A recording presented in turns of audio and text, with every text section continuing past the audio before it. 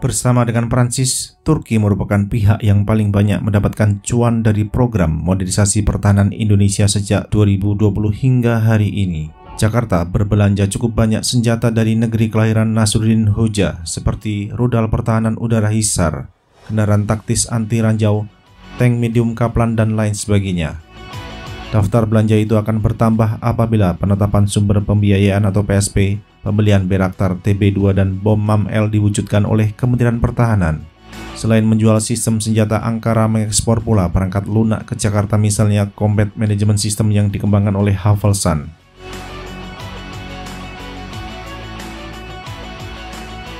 Salah satu keunggulan produk Turki adalah harga yang kompetitif terhadap produk serupa buatan Barat. Turki tidak ragu pula menawarkan senjata-senjata yang belum tentu dapat dibeli oleh Indonesia dari pihak Barat. Misalnya sistem rudal Han yang jarak maksimumnya mendekati batasan MTCR yaitu 300 km.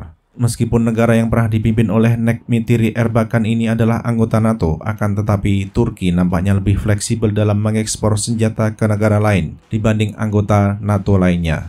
Ankara tidak terlalu peduli dengan urusan HAM dalam penjualan senjata ke luar negeri karena catatan HAM Turki sendiri tidak bagus.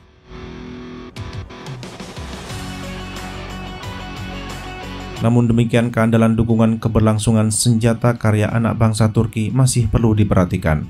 Masih menjadi pertanyaan apakah firma-firma Turki akan mempunyai catatan after sale service yang baik sebagaimana perusahaan-perusahaan Barat atau tidak. Isu sustainment akan dibuktikan seiring dengan berjalannya masa dan Indonesia dalam beberapa tahun ke depan akan memasuki fase tersebut. Harus dibedakan antara dukungan sustainment yang tidak bagus dengan konsumen yang tidak mempunyai uang guna membeli suku cadang.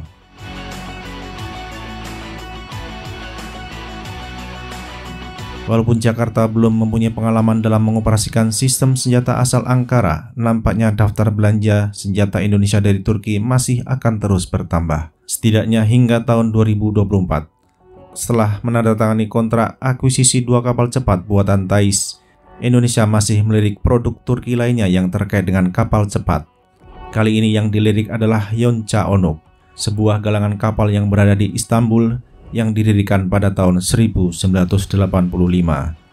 Nama Yonca Onuk memang belum familiar bagi sebagian besar orang Indonesia, sebab nama galangan kapal yang terkenal di sini adalah STM, Thais, dan Dirsan.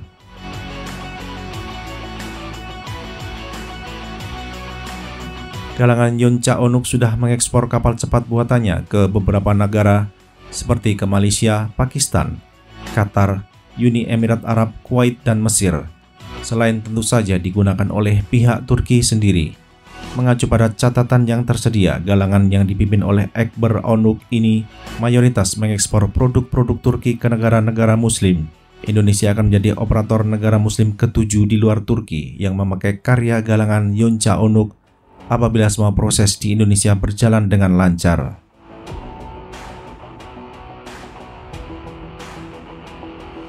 Multi-Role Tactical Platform MRTP-18, karya anak bangsa Turki yang juga dilirik oleh Indonesia. MRTP adalah kapal cepat yang dapat beroperasi pada perairan dangkal dengan kecepatan berkisar antara 45 knots hingga 75 knots tergantung dari variannya. Cukup tingginya kecepatan kapal produksi galangan yang lokasinya dekat dengan Laut Marmara itu tidak lepas dari adopsi mesin tipe Kodak, suatu jenis sistem propulsi yang tidak disukai di Indonesia. Panjang varian MRTP mulai dari 12,65 meter sampai 54 meter, dengan jarak jangkau mulai dari 150 mil hingga 1100 mil laut pada kecepatan ekonomis.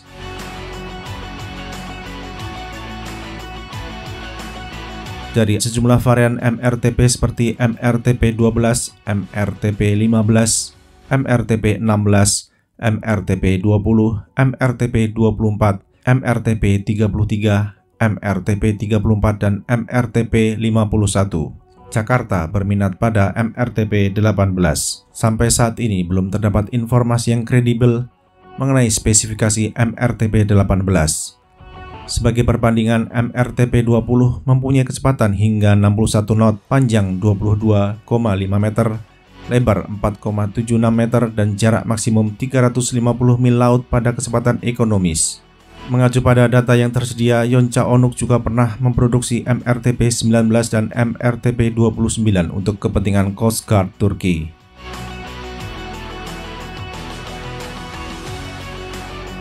Dengan memperhatikan spesifikasi kapal cepat yang diproduksi oleh Yonca Onuk, diperkirakan bahwa kegunaan kapal itu apabila dioperasikan oleh TNI Angkatan Laut adalah sebagai interceptor vessel.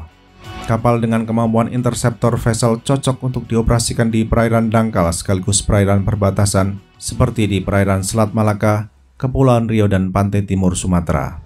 Interceptor vessel akan sangat berguna di perairan-perairan tersebut untuk memerangi perompakan dan penyelundupan.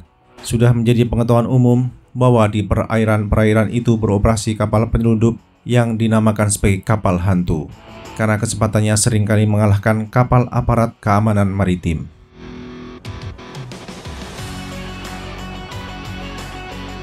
Lalu kapan Indonesia akan mulai mengakuisisi MRTP dari Turki? Kementerian Pertahanan boleh punya rencana, akan tetapi nasib rencana ditentukan oleh Kementerian Perencanaan Pembangunan Nasional atau Bappenas. Masih menjadi pertanyaan apakah MRTP-18 akan masuk dalam Blue Book atau tidak. Kalau tercatat dalam Blue Book, apakah akan terdaftar dalam Green Book? Proses akhir rencana membeli kapal cepat buatan Yonca Onuk tergantung pada keputusan Menteri Keuangan.